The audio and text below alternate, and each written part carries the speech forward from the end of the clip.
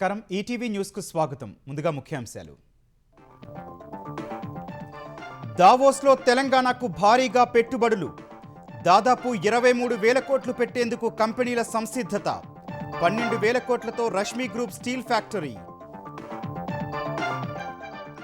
Clean energy రంగంలో 6,500 కోట్లు పెట్టనున్న nuclear. 3,500 కోట్లతో బ్యూటీటెక్ జీసీసీ ఏర్పాటు చేయనున్న లోరియల్. ఏపీలో ఆతిథ్య పర్యాటక రంగాల్లో అపార అవకాశాలు. పెట్టుబడులతో రావాలని దావోస్లో పారిశ్రామికవేత్తలకు చంద్రబాబు పిలుపు. ఏపీ చట్టబద్ధ రాజధానిగా అమరావతి. పార్లమెంటులో బిల్లు పెట్టేందుకు కేంద్రం కసరత్తు. బడ్జెట్ సమావేశాల్లోనే ఆమోదించే అవకాశం. ఏపీ మద్యం కేసులో 3 నిందితులకు సుప్రీంకోర్టులో ఎదురుదెబ్బ. బాలాజీ, కృష్ణమోహన్ రెడ్డి, ధనుంజయ రెడ్డిలకు బెయిల్ నిరాకరణ. సింగరేణిపై సవాళ్ల పర్వం. బహిరంగ విచారణకు సిద్ధమని బీఆర్ఎస్కు పొన్నం ప్రశ్న. సిట్టింగ్ జడ్జికి అప్పగించాలని కేటీఆర్ డిమాండ్. పట్టపగ్గాల్లేని బంగారం, వెండి ధరలు. 3,30,000 దాటిన కిలో రజతం. 1,60,000కు చేరువైన 10 గ్రాముల పసిడి ధర. అమెరికా డాలర్తో పోలిస్తే అత్యల్ప స్థాయికి పతనమైన రూపాయి. ఫారెక్స్ మార్కెట్లో 91.64 రూపాయలకు క్షీణించిన భారత కరెన్సీ.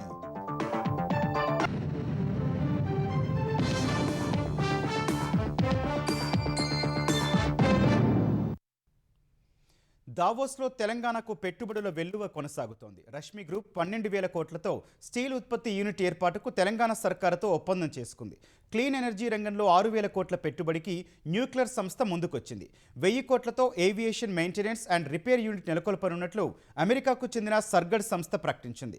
లోరియల్ సంస్థ 5 ఏళ్లలో 3,500 కోట్ల పెట్టుబడితో తొలి బ్యూటీటెక్ గ్లోబల్ క్యాపబిలిటీ సెంటర్ను హైదరాబాద్లో ఏర్పాటు చేస్తున్నట్లు వెల్లడించింది. దావోస్ ప్రపంచ ఆర్థిక వేదిక సదస్సులో సీఎం రేవంత్ రెడ్డి బృందం చేస్తున్న పెట్టుబడుల ఆకర్షణ ప్రయత్నాలు ఫలిస్తున్నాయి. డక్టైల్ ఐరన్ డిఐ పైపుల తయారీలో గుర్తింపు పొందిన రష్మి గ్రూప్ తెలంగాణలో 12,000 కోట్ల పెట్టుబడితో స్టీల్ ఉత్పత్తి యూనిట్ ఏర్పాటుకు ప్రభుత్వంతో ఎంఓయూ కుదుర్చుకుంది. దావోస్లో తెలంగాణ పరిశ్రమల శాఖ మంత్రి శ్రీధర్ బాబుతో సమావేశమైన Rashmi group promoter Sajjan Kumar Patwari, director Sanjeev Kumar Patwari ఈ ప్రాజెక్టు ద్వారా 12,000 ప్రత్యక్ష, పరోక్ష ఉద్యోగాలు వచ్చే అవకాశం ఉందని తెలిపారు. స్టీల్ ప్లాంట్ ఏర్పాటుకు అవసరమైన బొగ్గు సరఫరా లింకేజ్ సహా అన్ని సహాయాలు అందిస్తామని మంత్రి శ్రీధర్ బాబు హామీ ఇచ్చారు. స్లోవేకియాకు చెందిన ఐక్యూ క్యాపిటల్, భారత్కు చెందిన గ్రీన్ హౌస్ కో సంయుక్త సంస్థ న్యూక్లియర్ ప్రొడక్ట్స్ క్లీన్ ఎనర్జీ రంగంలో 6,000 కోట్ల పెట్టుబడి పెడతామని ప్రకటించింది. 300 మెగావాట్ల సామర్థ్యంతో స్మాల్ మాడ్యులర్ రియాక్టర్ ఆధారిత విద్యుత్ ప్రాజెక్టు ఏర్పాటుకు న్యూక్లియర్ సంస్థ ముఖ్యమంత్రికి ఆసక్తి వ్యక్తీకరణ సమర్పించింది. అమెరికాకు చెందిన సర్గాడ్ సంస్థ వ్యవస్థాపకుడు సీఈఓ శ్రీనివాస్ తోట సీఎం రేవంత్ రెడ్డితో సమావేశమయ్యారు. వచ్చే 3 నుంచి 5 ఏళ్లలో 1,000 కోట్ల పెట్టుబడితో తెలంగాణలో aviation maintenance and repair unit నెలకొల్పేందుకు తెలంగాణ సర్కారుతో ఒప్పందం చేసుకున్నారు. దావోస్ లో టాటా గ్రూప్ చైర్మన్ చంద్రశేఖరన్తో సీఎం భేటీ అయ్యారు. హైదరాబాద్ లో స్టేడియాల అభివృద్ధికి సహకరించాలని కోరారు. మూసీ నది పునరుజ్జీవం సహా హోటళ్లు, రిసార్ట్స్ల ఏర్పాటుకు చంద్రశేఖరన్ ఆసక్తి చూపారు. లోరియల్ సంస్థ సీఈఓ నికోలస్ హియోరోనిమస్ తో తెలంగాణ పరిశ్రమల శాఖ మంత్రి శ్రీధర్ బాబు సమావేశమయ్యారు. ఈ సందర్భంగా ప్రపంచంలోనే తొలి బ్యూటీటెక్ గ్లోబల్ క్యాపబిలిటీ సెంటర్ ను హైదరాబాద్ లో ఈ ఏడాది నవంబర్లో ఏర్పాటు చేస్తామని నికోలస్ ప్రకటించారు. 5 ఏళ్లలో 3,500 కోట్ల పెట్టుబడి పెట్టనున్నట్లు తెలిపారు. ఈ జీసీసీ ద్వారా 2,000 హై స్కిల్డ్ అడ్వాన్స్డ్ టెక్నాలజీ ఉద్యోగాలు లభిస్తాయని వివరించారు. నవంబర్లో జీసీసీ ప్రారంభోత్సవానికి రావాలని సీఎం రేవంత్ రెడ్డి, మంత్రి శ్రీధర్ బాబులను ఆహ్వానించారు. తదుపరి తరం ఏఐ జనరేషన్ సంస్థ blaze energy efficient hardware, data centre AI computing కోసం ఫుల్ స్టాక్ సాఫ్ట్వేర్ అభివృద్ధికి తెలంగాణ సర్కారుతో ఒప్పందం చేసుకుంది. ఎలక్ట్రానిక్స్, సెమీకండక్టర్, ఏఐ రంగాలపై బ్లేజ్ తో చేసుకున్న ఒప్పందంపై దృష్టి పెట్టనుంది. తెలంగాణలో బీర్ల తయారీ యూనిట్లను భారీ పెట్టుబడితో విస్తరించనున్నట్లు ఏబీ ఇన్బెవ్ సంస్థ ప్రకటించింది. దావోస్ లో మంత్రి శ్రీధర్ బాబుతో AB InBev company chief legal and corporate affairs officer John Blood సమావేశమయ్యారు. ఆ సంస్థకు తెలంగాణలో 2 బీర్ల తయారీ యూనిట్లు ఉండగా వాటిని విస్తరిస్తామని ఆయన తెలిపారు. దావోస్ లో జాయిన్ ది రైస్ కార్యక్రమం నిర్వహించిన సీఎం రేవంత్ రెడ్డి ఏటా జులైలో హైదరాబాద్ లో world economic forum WEF follow up సదస్సు నిర్వహించాలని ప్రతిపాదించారు. ఈ రోజుల్లో పెట్టుబడుల ఒప్పందాలు, వ్యాపార వాణిజ్య నిర్ణయాలకు 1 సంవత్సరం చాలా ఎక్కువని రేవంత్ రెడ్డి అన్నారు. ఈ సందర్భంగా తెలంగాణ రైజింగ్ 2047 విజన్ డాక్యుమెంట్ లక్ష్యాల్ని ప్రదర్శించారు. అదే వేదికపై Telangana AI innovation hub TAIH, Telangana next gen life sciences policy 2026-2030ను ఆవిష్కరించారు. ఈ కార్యక్రమంలో ముఖ్యమంత్రితో కలిసి నటుడు చిరంజీవి విందులో పాల్గొన్నారు. ఆంధ్రప్రదేశ్లో ఆతిథ్య పర్యాటక రంగాల్లో ఉన్న విస్తృత పెట్టుబడి అవకాశాలను అందిపుచ్చుకోవాలని ముఖ్యమంత్రి చంద్రబాబు పారిశ్రామికవేత్తలకు పిలుపునిచ్చారు. పోలవరం నుంచి భద్రాచలం వరకు గోదావరి తీరంలో పర్యాటక కేంద్రాల అభివృద్ధికి ఆస్కారం ఉందని వివరించారు. కోనసీమ, గండికోట, అరకు, లంబసింగి తదితర చోట్ల పర్యాటక ప్రాజెక్టులపై వివిధ సంస్థలతో చర్చలు సీఎం జరిపారు. దావోస్ పర్యటనలో భాగంగా 3వ రోజు ముఖ్యమంత్రి చంద్రబాబు ఆతిథ్య రంగంలో పెట్టుబడులపై తమారా లీజర్ సంస్థ CEO సృష్టి సిబులాల్తో చర్చించారు. ఏపీలో ప్రతి పర్యాటక ప్రాంతానికి రోడ్లు, ఎయిర్పోర్టులు అందుబాటులో ఉన్నాయని, ఇప్పుడు ఏపీ అన్లాక్ అని తెలిపారు. ఏపీలో ప్రాజెక్టులు పెట్టేందుకు ప్రతిపాదనలతో వస్తే సహకారం అందిస్తామన్నారు. గిరిజన ప్రాంతాల్లోనూ ఎకో టూరిజం పార్కుల ఏర్పాటుకు విశాఖ సహా వివిధ ప్రాంతాల్లో హోమ్ స్టే ప్రాజెక్టులు చేపట్టేందుకు తమారా ముందుకొచ్చింది. కమ్యూనిటీ ఫస్ట్ అనే నినాదంతో గిరిజన యువతకు నైపుణ్యాలు కల్పించేందుకు సంసిద్ధత వ్యక్తం చేసింది. అంతకుముందు వివిధ జాతీయ, అంతర్జాతీయ మీడియా ప్రతినిధులతో ఇష్టాగోష్ఠిగా మాట్లాడిన చంద్రబాబు భారీ లక్ష్యాలు నిర్దేశించుకుని వాటి కోసం నిరంతరం పనిచేయటం తనకు అలవాటు అని వివరించారు. తమది పరిశ్రమల ఫ్రెండ్లీ గవర్నమెంట్ అని, ఈజ్ ఆఫ్ నుంచి స్పీడ్ ఆఫ్ డూయింగ్ బిజినెస్ విధానం ద్వారా త్వరితగతిన అనుమతులు ఇస్తున్నామని చెప్పారు. పరిశ్రమలకు ఎస్క్రో ఖాతా ద్వారా ప్రోత్సాహకాలు ఇచ్చే విధానాన్ని అమలు చేస్తున్నట్లు తెలిపారు. అనుమతుల నుంచి పరిశ్రమల స్థాపన వరకు ప్రతి అంశాన్ని రియల్ టైంలో మానిటర్ చేస్తున్నామని వెల్లడించారు. ఏపీలో గ్లోబల్ లీడర్షిప్ సెంటర్ ఏర్పాటు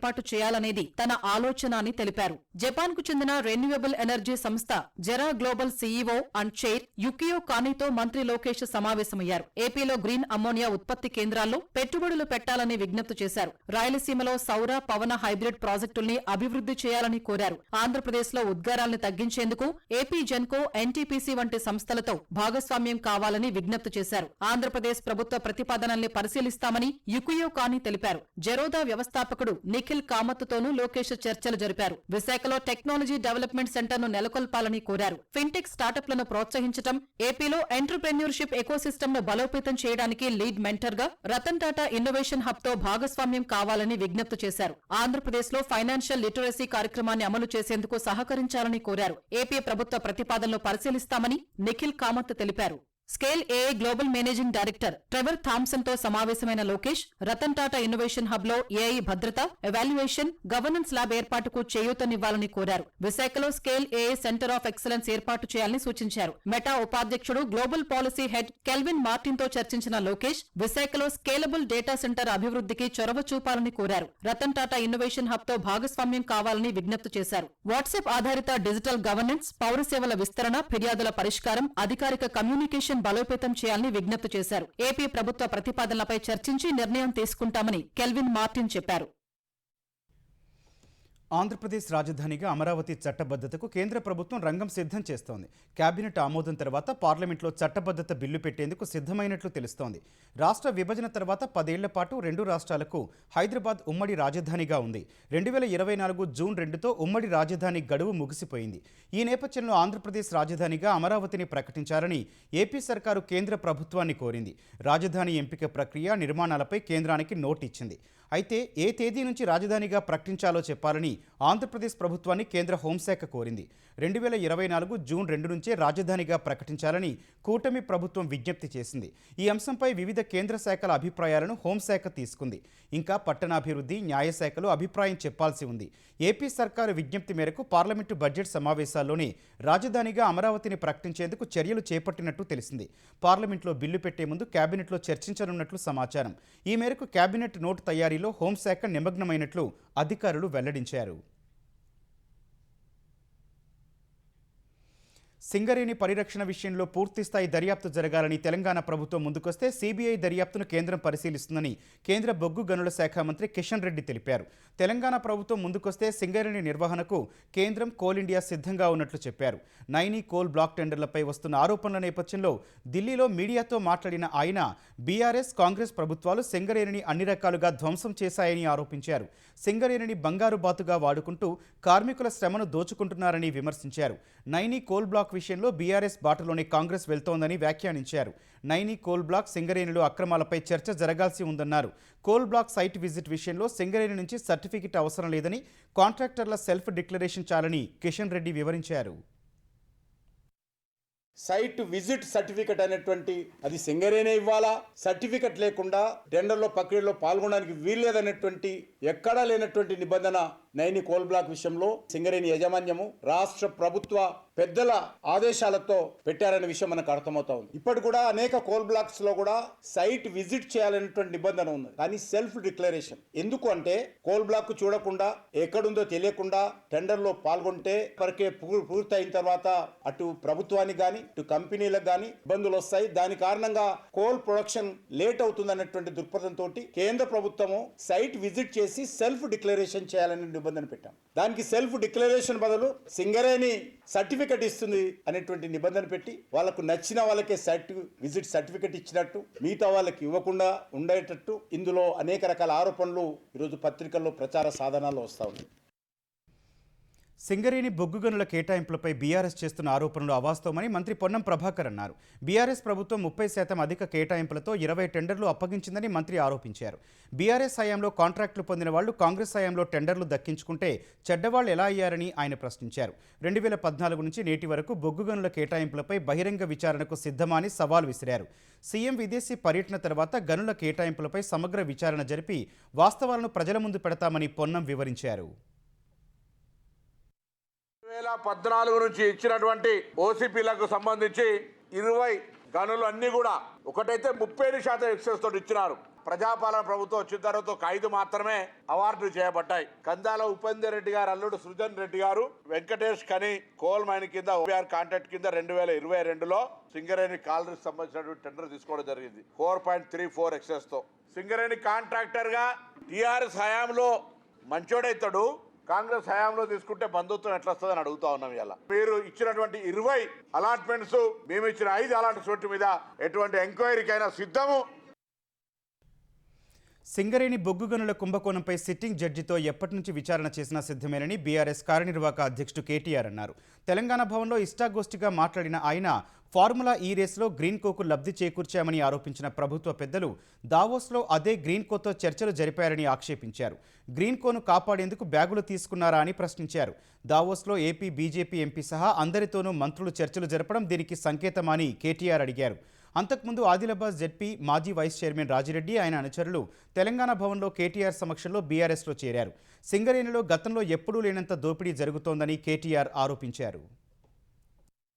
సింగరేణిలో ఇదివరకు మైనస్లో పోయే టెండర్లను ఇవాళ వీళ్ళు ఒక్కొక్క టెండర్ను 6,000 కోట్లను మంచిగా పుట్నాలు బఠానీలు వంచుకున్నట్టు తలా ఒకటి అనలస్ ఫస్ట్ మొదటి కాంట్రాక్ట్ వచ్చిందే ముఖ్యమంత్రి బామ్మర్ది సుజన్ రెడ్డి గారి కంపెనీకి 250 కోట్లు వాళ్ళు తీసుకున్నారు. అట్లా వరుసగా గత 2 సంవత్సరాలుగా ఎన్నికల ముందు స్కీములు ఇప్పుడు స్కాములు అన్నట్టు సింగరేణిని కొల్లగొడుతున్నది కాంగ్రెస్ ప్రభుత్వం. ఇదంతా బయటకి ఎట్లా వచ్చిందంటే మనం బయట పెట్టలే, మీడియా బయట పెట్టలే, వాళ్ళ వాటాల కోసం అనుకుని ఆయన దొంగలు నిన్న బయటపడ్డారు. అసంఘటిత కార్మికులకు వృద్ధాప్యంలో ఆదాయ భద్రత కోసం 2015లో తెచ్చిన అటల్ పెన్షన్ యోజనను 2030-31 ఆర్థిక సంవత్సరం వరకు కొనసాగించాలని కేంద్ర కేబినెట్ నిర్ణయించింది. ప్రధాని నరేంద్ర మోదీ అధ్యక్షతన జరిగిన మంత్రివర్గ భేటీలో ఈ మేరకు నిర్ణయం తీసుకున్నారు. ఈ పథకం ప్రచార అభివృద్ధి కార్యకలాపాలకు నిధుల మంజూరు కూడా ఆమోదం తెలిపింది. ఈ పథకం కింద 60 ఏళ్లు దాటిన వారికి నెలకు 1000 నుంచి 5,000 రూపాయల వరకు హామీతో కూడిన కనీస పెన్షన్ అందిస్తారు. మరోవైపు సూక్ష్మ, చిన్న, మధ్యతరహా పరిశ్రమలకు రుణ ప్రవాహాన్ని పెంచేందుకు small industries development bank of India సిడ్బీలో 5,000 కోట్ల ఈక్విటీకి కేబినెట్ ఆమోదించింది. ఈ మొత్తాన్ని ఆర్థిక సేవల విభాగం 3 దఫాలుగా సిడ్బీలో పెట్టుబడి పెట్టనుంది. ఈ కేటాయింపుతో 2027-28 ఆర్థిక సంవత్సరం చివరి నాటికి కొత్తగా 25.74 లక్షల ఎంఎస్ఎంఈ లబ్ధిదారులు చేరతారన్న కేంద్రం 1.12 కోట్ల ఉద్యోగాల కల్పన జరుగుతుందని అంచనా వేసింది. ఆంధ్రప్రదేశ్లో వైసీపీ హయాం నాటి మద్యం కుంభకోణం కేసులో 3 నిందితులకు సుప్రీంకోర్టులో ఎదురుదెబ్బ తగిలింది. బాలాజీ, గోవిందప్ప, కృష్ణమోహన్ రెడ్డి, ధనుంజయ రెడ్డిలకు రెగ్యులర్ బెయిల్ ఇచ్చేందుకు ధర్మాసనం నిరాకరించింది. డిఫాల్ట్ బెయిల్ రద్దుపై ఏపీ హైకోర్టు ఆదేశాలను 3 నిందితులు సుప్రీంకోర్టులో సవాల్ చేశారు. 3 పిటిషన్లపై విచారణ జరిపిన సీజేఐ నేతృత్వంలోని త్రిసభ్య ధర్మాసనం గతేడాది నవంబర్ 19న హైకోర్టు ఇచ్చిన ఆదేశాల్లో జోక్యం చేసుకోలేమని తెలిపింది. రెగ్యులర్ బెయిల్ కోసం ట్రయల్ కోర్టుకు వెళ్లారని స్పష్టం చేసింది. ట్రయల్ కోర్టును ఆశ్రయించేందుకు 4 వారాల గడువు ఇచ్చింది. అప్పటి వరకు మధ్యంతర రక్షణ కొనసాగుతుందని వెల్లడించింది. ముగ్గురు ఇప్పటికే డిఫాల్ట్ బెయిల్పై ఉన్నారని ఏపీ ప్రభుత్వ న్యాయవాదులు కోర్టు దృష్టికి తీసుకెళ్లారు. ఇప్పుడున్న డిఫాల్ట్ బెయిల్ను రెగ్యులర్ బెయిల్గా మార్చాలని నిందితుల తరపు న్యాయవాదులు కోరారు. దీనిపై స్పందించిన ధర్మాసనం డిఫాల్ట్ బెయిల్ను రెగ్యులర్ బెయిల్గా మార్చేందుకు నిరాకరించింది. రెగ్యులర్ బెయిల్ కోసం నిబంధనలను అనుసరించాల్సిందేనని తేల్చి చెప్పింది. శాసనసభకు రాని ప్రజాప్రతినిధుల జీతాల్లో కోత విధించాలని ఆంధ్రప్రదేశ్ సభాపతి అయ్యన్న పాత్రుడు సూచించారు. ఆంధ్రప్రదేశ్ అసెంబ్లీకి 2024 జూన్లో ఎన్నికైనప్పటి నుంచి ఇప్పటి వరకు కొందరు శాసనసభ్యులు ఒక్కరోజు కూడా సమావేశాలకు రాలేదని చెప్పారు. ఉత్తరప్రదేశ్ రాజధాని లక్నోలో నిర్వహించిన 86వ ఆల్ ఇండియా ప్రిసైడింగ్ ఆఫీసర్స్ కాన్ఫరెన్స్కు హాజరైన అయ్యన్న ఈ మేరకు వెల్లడించారు. సభకు రాని సభ్యులు నిషేధించే నిబంధనలు లేవు కాబట్టి మాకొక మార్గం చూపించాలని లోక్సభ స్పీకర్కు అయ్యన్న విజ్ఞప్తి చేశారు. ఉద్యోగులు విధులకు హాజరు కాకపోతే వారి వేతనాల్లో కోత వేసినట్టే సభకు హాజరు కాని ప్రజాప్రతినిధుల జీతభత్యాల్లోనూ కోత విధించాలని సూచించారు. ఒకటి, సభకు హాజరు కానిటువంటి వారిని నో వర్క్ నో పే. రెండోది ఏంటంటే ప్రజాప్రతినిధుల జీతాలకు కోత విధించాలి. అప్పటికీ గుణపాఠం నేర్చుకోకపోతే ప్రజలకు తాము ఎన్నుకునే ప్రతినిధులు వెనక్కి పిలిపించి హక్కు కల్పించాలి. రైట్ టు రీకాల్ అన్న చట్టాన్ని తీసుకొస్తే తప్పించి అక్రమంగా జరగదని చెప్పి నా తాలూకు భావన చెప్పి సభలో ఉన్న పెద్దలందరికీ కూడా నా నమస్కారం తెలియజేస్తూ సెలవు తీసుకున్నాను. కృష్ణా జిల్లా పెద్దచందాలలో పర్యటించిన ఉప ముఖ్యమంత్రి పవన్ కళ్యాణ్ గతేడాది రోడ్డు ప్రమాదంలో మరణించిన జనసేన కార్యకర్త చందు వీరవెంకట వసంతరాయలు కుటుంబ సభ్యులను పరామర్శించారు. చందు చిత్రపటానికి పూలమాల వేసి నివాళి అర్పించారు. పుట్టెడు దుఃఖంలోనూ చందు అవయవాలు దానం చేయడం గొప్ప విషయమని పవన్ అన్నారు. చందు కుటుంబాన్ని ప్రభుత్వం తరపున ఆదుకుంటామని పవన్ హామీ ఇచ్చారు. ఆంధ్రప్రదేశ్లో ఏడాదిన్నర తర్వాత పాదయాత్ర మొదలు పెడతానని వైసీపీ అధ్యక్షుడు జగన్ తెలిపారు. ఏడాదిన్నర పాటు ప్రజల్లోనే ఉంటారన్న జగన్ కూటమి ప్రభుత్వ పాలన అన్యాయంగా ఉందన్నారు. ప్రజలందరూ వైసీపీ వైపే చూస్తున్నారన్న ఆయన నేతలంతా ప్రజల్లో ఉండాలని సూచించారు. ఇక్కడ నుంచి ఒక 3 సంవత్సరాలు, ఆ 3 సంవత్సరాల్లో 1.5 సంవత్సరం పోతే దాని తర్వాత నా పాదయాత్ర కూడా స్టార్ట్ అయిపోతుంది. మరో 1.5 సంవత్సరం నేను కూడా ప్రజలతోనే రోడ్ల మీదే ప్రజల్లోనే మమేకం అవుతూ ఆ ప్రయాణం కొనసాగుతుంది. ఇది మరీ ముఖ్యంగా ఎందుకు చెప్పాల్సి వస్తూ ఉంది అంటే ఈరోజు పరిపాలన చాలా అంటే చాలా అన్యాయంగా జరుగుతూ ఉంది. జీహెచ్ఎంసీ విభజనపై ఫిబ్రవరి 10న ప్రభుత్వం స్పష్టమైన నిర్ణయాన్ని వెల్లడిస్తుందని హైదరాబాద్ జిల్లా ఇన్ఛార్జి మంత్రి పొన్నం ప్రభాకర్ తెలిపారు. బల్దియా విభజనలో ఎలాంటి సందేహాలు అవసరం లేదన్నారు. ఫిబ్రవరి 10తో జీహెచ్ఎంసీ పాలకవర్గం గడువు ముగియనున్నందున జీహెచ్ఎంసీ ప్రధాన కార్యాలయంలో మేయర్, డిప్యూటీ మేయర్, కమిషనర్లతో కలిసి మంత్రి అధికారులకు దిశానిర్దేశం చేశారు. హైదరాబాద్ మహానగరాన్ని 12 జోన్లు, 60 సర్కిళ్లు, 300 డివిజన్లుగా విభజించినందున ఆయా జోనల్ కమిషనర్లు, సర్కిల్ అధికారులను పరిచయం చేసుకున్న పొన్నం ప్రజా సమస్యలను పరిష్కరించే బాధ్యత ఇకపై పూర్తిగా అధికారులదేనని చెప్పారు. పారిశుధ్యం, విద్యుత్, త్రాగునీరు ఇలా ప్రతి అంశంలో ప్రశ్నించే వాళ్లు ఎక్కువ అవుతారని, వారికి బదులిచ్చేందుకు అధికారులు సిద్ధంగా ఉండాలని మంత్రి సూచించారు. హనుమకొండ మాజీ అదనపు కలెక్టర్ వెంకటరెడ్డికి కోట్ల రూపాయల ఆస్తులున్నట్లు అవినీతి నిరోధక శాఖ అధికారుల విచారణలో వెల్లడైంది. హైదరాబాద్ ఎల్బీనగర్ రాక్టౌన్ కాలనీలోని వెంకటరెడ్డి ఇల్లు సహా 7 చోట్ల ఏకకాలంలో బృందాలుగా విడిపోయి ఏసీబీ అధికారులు సోదాలు నిర్వహించారు. 4,65,00,000 విలువైన విల్లా సహా మరో ఫ్లాట్ ఉన్నట్లు గుర్తించారు. 60 లక్షల విలువైన వ్యాపార దుకాణం, 65 లక్షల విలువ చేసే 8 ఓపెన్ ప్లాట్లు గుర్తించారు. 14 ఎకరాల వ్యవసాయ భూమితో పాటు 30 లక్షల నగదు, 44 లక్షల బ్యాంకు నిల్వ, 297 గ్రాముల బంగారు ఆభరణాలు స్వాధీనం చేసుకున్నారు. బహిరంగ మార్కెట్లో ఆస్తుల విలువ 100 కోట్లు ఉంటుందని ఏసీబీ అధికారులు వెల్లడించారు. గత నెలలోనే 60,000 రూపాయల లంచం తీసుకుంటూ వెంకటరెడ్డి ఏసీబీకి చిక్కారు. ఈ కేసులో ఇప్పటికే సస్పెన్షన్లో ఉన్నారు.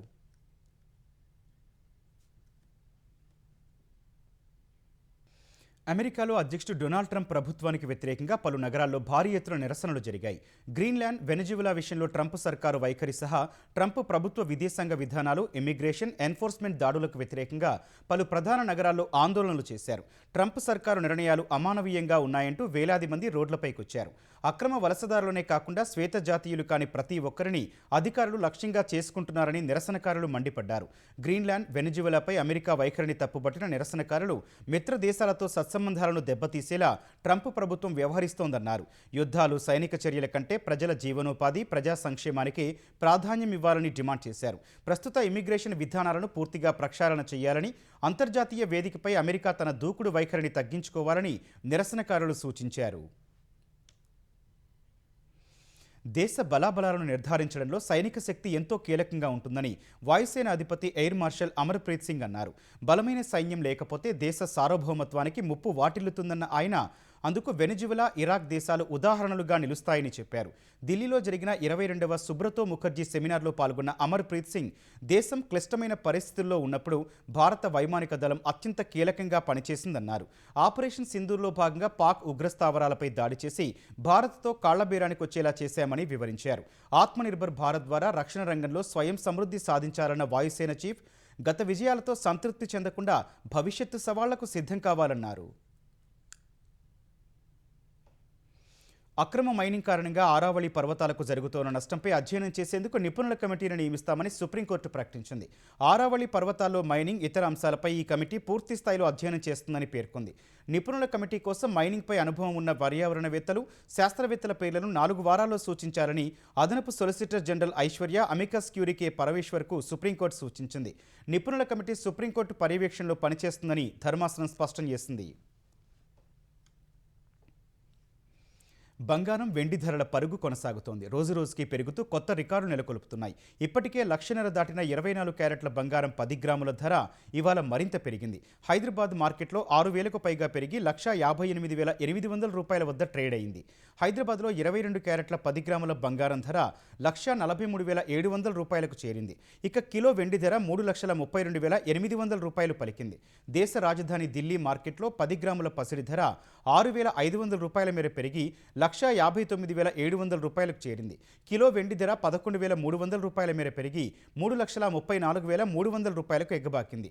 గ్రీన్లాండ్ స్వాధీనానికి సహకరించడం లేదంటూ ఐరోపా దేశాలపై అమెరికా అధ్యక్షుడు ట్రంప్ సుంకాలు పెంచడం సహా ఫ్రాన్స్పై 200% సుంకాలు విధించిన వేళ అంతర్జాతీయంగా వాణిజ్య యుద్ధ భయాలు పెరగడమే పసిడి, వెండి ధరల పెరుగుదలకు కారణమని మార్కెట్ వర్గాలు చెబుతున్నాయి.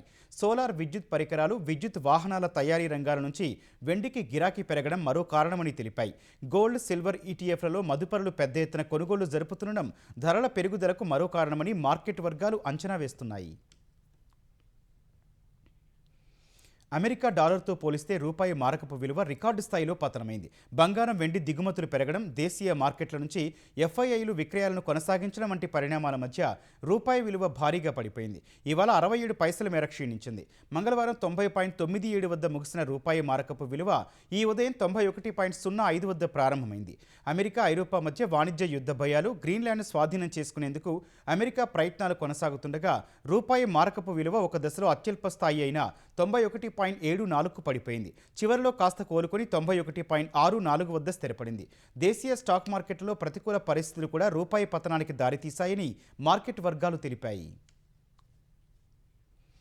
దేశీయ స్టాక్ మార్కెట్లు వరుసగా 3వ సెషన్లో నష్టాలతో ముగిశాయి. ఎఫ్ఐఐల అమ్మకాల ఒత్తిడి, అంతర్జాతీయ మార్కెట్ల నుంచి ప్రతికూల సంకేతాలు, వాణిజ్య యుద్ధ భయాల మధ్య దేశీయ విపణులు తీవ్ర ఒడిదుడుకులకు లోనయ్యాయి. గత సెషన్లో 1,066 పాయింట్లు తగ్గిన సెన్సెక్స్ ఇవాళ మరో 271 పాయింట్లు క్షీణించింది. ఉదయం 81,795 పాయింట్ల వద్ద బీఎస్సీ సూచీ ప్రారంభమైంది. మొదటి నుంచి విపరీతమైన అమ్మకాల ఒత్తిడిని ఎదుర్కొన్న సెన్సెక్స్ ఒక దశలో 81,124 పాయింట్ల కనిష్ట స్థాయికి పడిపోయింది.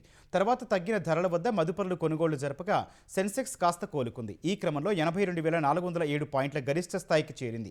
మధ్యాహ్నం తర్వాత మదుపరులు మరోసారి అమ్మకాలకు దిగారు. చివరకు 81,910 పాయింట్ల వద్ద స్థిరపడింది. జాతీయ స్టాక్ ఎక్స్చేంజ్ సూచీ నిఫ్టీ 75 పాయింట్లు తగ్గి 25,157 వద్ద ముగిసింది.